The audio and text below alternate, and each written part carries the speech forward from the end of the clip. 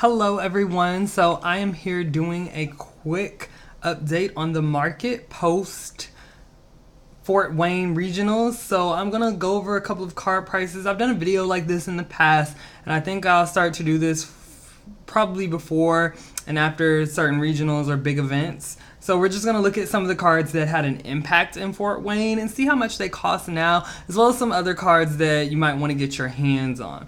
So the first card we're going to look at is Tapu Lele GX. So Tapu Lele GX, it increased a lot right after Standard rotate. Well, when Standard was about to rotate, so it's up to 60. I remember when this card first came out, it was 30, and now, you know, you could have gotten 4 for 120 before, and now that same amount will only get you 2. So the price of Tapu Lele has sort of doubled. So here we have a lightly played copy, well, 2 lightly played copies for 57. I don't know if I would pay 57 for something that is lightly played, especially when I could probably get a near mint, a near mint copies for 60 with shipping included. So Tapu Lele is going for about 60 at the moment. I think it was a little higher than this actually about a week ago. But of course, regionals is over, so the price is going to fall. As you can see here, it's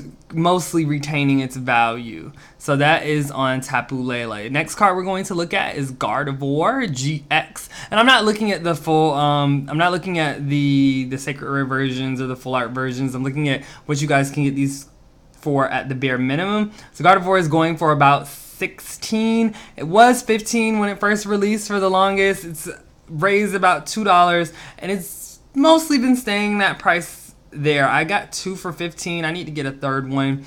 Gardevoir GX is a card that if you don't have 3 of these, you need to get it. It was in the top 8, so it's a card that you can play in Standard, and it's a card that you can play in Expanded. It's just a very, very powerful card. It has so many answers all on one card. It has a energy acceleration, a hard-hitting attack, and a utility attack all on one card. Gardevoir is amazing, and I will be doing a video going over the history of Gardevoir in this game, because as we all know, Gardevoir is the best Pokemon as far as the TCG goes. It has the best track record of any Pokemon. They just absolutely love Gardevoir and card design. But again, $15, not too bad for this card, especially considering that Pokemon cards, the price doesn't usually tend to hit above $10 to $14 unless the card is very, very playable. So Gardevoir GX is a card that you want to have just kind of as a utility card. Next card we're going to look at is Galicia Pod, and this is a very interesting one. This says $7 there, but that copy is damaged, so it is definitely going for more than that. The market price right now is 11. So Galicia Pod, as you can see here, it's been steadily increasing. I got 3 copies for $5. So if you didn't get your Galicia Pods when they came out, I suggest you get them now. They're not going to do anything but raise in value as the set goes on. So as you can see here, you can get that damaged copy for 7, but lightly played is going for 11. And then you can get the near mint copies for 12. So they were just 15 a couple of days ago. So the price is kind of dipped. You can see that dip there, but it's steadily rising back up. So it is trending upwards. So if you don't have a Galicia Pod, or if you don't have your set of those, this is another card that you might just want to have sitting around. So I would definitely invest in Galicia Pod. Next card we're going to look at is Octillery. This is a card that came in a battle deck, but a lot of people don't seem to have that many of them. I was fortunate enough, I bought the battle deck, and then one of my friends who works in an apartment complex, he actually found Octillery in a vacant unit, and so that's how I got my second one. But yeah, Octillery, another great card in Standard right now. We had Shaymin rotate out. It helps with consistency. We lost VS Seeker, so it's definitely a nice card to have, even for testing purposes. You might just want to add a 2-1 or 2-2 line. It wasn't that winning Gardevoir deck that won Worlds, so again, this is a great card to have. It is just a non-foil rare that's going for $8, and if you look at the price trend here, Octillery is going nowhere but up. So if you do not have your Octilleries, I suggest you get them. $8 does seem a bit costly though, but you only mostly need 2. And these are for, yeah, so, you know, you have a median price here. So some reverses for 12, the lowest for 8, and then plus shipping is $9. So it's actually going for around 9 to 11, which is pretty hefty. Next thing we're going to look at, I try to look at these these full art supporters. So Professor Sycamore from Steam Siege is only $20. I feel like that is very cheap for a full art supporter, especially something the grade of Sycamore. So you get a playset for $80. That's less than $100. It's not too bad. N, I believe, let me see how much N is going for real quick. I think he's still around $100, but the problem with N is that you're going to be hard pressed to find near mint copies. So yeah, the price on the near mint one is about $100. So look, if you have 4 of these and you're just kind of like, I don't need them anymore, you could probably cash in for $400. But the thing is that if you have these, most likely they are either lightly or heavily played.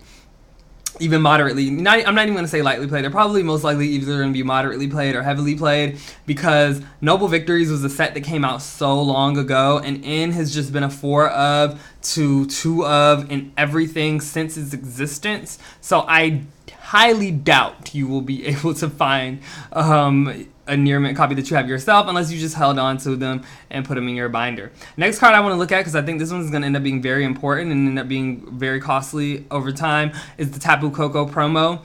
It is a promo, however, it is played in a lot of different things. It just is a very, very good card. Flying Flip is an effective attack just for a DCE. That free retreat on a basic has always been a big deal. And so, yeah, if you don't have these, you need to get them. And as you can see here, Taboo Cocoa, it is trending up. So you can get it right now for about $6. That's about maybe a third of the price of the box. So if I would at least get 2 of these. I bought 2 boxes of it just in my spare time. So I have 2 already, but I think I'm going to probably pick up a 3rd and 4th copy. Next card I want to look at is Darkrai EX. And we'll look at the GX in a minute as well. Darkrai is at $15. That is a really good price, considering that you only need to play 2 of them, and the other ones are relatively cheap. So at first I thought this deck was expensive to make, and now that I'm looking at it, Darkrai doesn't seem that expensive. So you can get the GX copies for $5, and then if you go down here, you can get the legendary treasures. These are going for $1, $2, shipping included. It's very, very cheap. I remember when this card first came out, it was $50. Jeez, how things change. And I think it skyrocketed over 50 when Nationals was coming around that year, because the set was released right before Nationals. I fortunately pulled 2 of them. However, I still didn't even end up playing the deck. I think I played Eels. But yeah, if you don't have these, this is another great deck to have just to go ahead and test with for Expanded. It's a very powerful deck in that format. It can do a lot of things, has a lot of versatility. So yeah, $15 Darkrai. Another one that I think is very important, most people probably have their playset of these, is Max Elixir. It is going for almost $9. It's probably one of the most expensive uncommon trainers there is right now in the standard format, if not the most expensive uncommon trainer there is. So if you do not have your 4 copies of Max Elixir, I popped a box of Breakpoint, so I'm pretty set on this. But if you do not have your 4 copies of Max Elixir, you need to get them. And $36 for a playset is, oof, that's that hurt. But that is how much it is going for, and you see the prices here. Do they have a Sacred Rare Max Elixir? I don't see one there. But yeah, and I'm sure the holo foil copies are even more expensive than that. Yeah, the holo foil copies are going for about $15, $60 for a face. That is a Tapu Lele if you want to be blingy, but I don't like bling in my decks. Next card we're going to look at is Full Art Guzman. So this one is probably going to get the end treatment over time. Guzman is a very good supporter, twice as good as Lysander in my opinion. It's a very, very good card, and you know, people love to hollow out their decks, so those people are going to always chase this card, and it's always going to be a chase card, and you know, it's your boy Guzman. Who doesn't want this? $56. Well, I don't mind. I mean, you know, if you want to give me your non-hollow Guzmas, I'm good with that.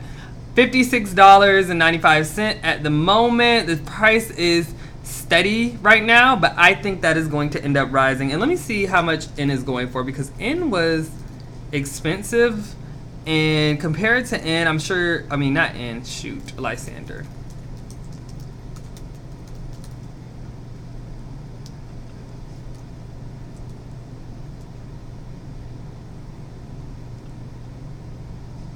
Guess I spelled that wrong.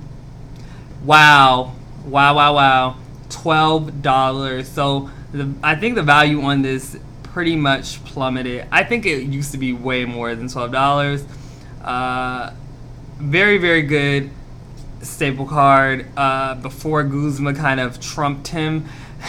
Get it? Trump card. Lysander got trumped by Guzman. But yeah, that is very cheap. And that's for a moderately played version. So let's see if we have any near mint. Even the near mint, you can get a near mint for 16. So if you have those decks that need this over Guzman, then maybe you pick this up. I don't know. Was it not that expensive? I'm unsure, but that's pretty cheap for Lysander in my opinion. Now, speaking of pretty cheap, boy have the mighty fallen. Poor Shaymin EX. Baby, you used to be so expensive. Shaymin used to be like $60, $70. Now you can get a near mint copy for $15.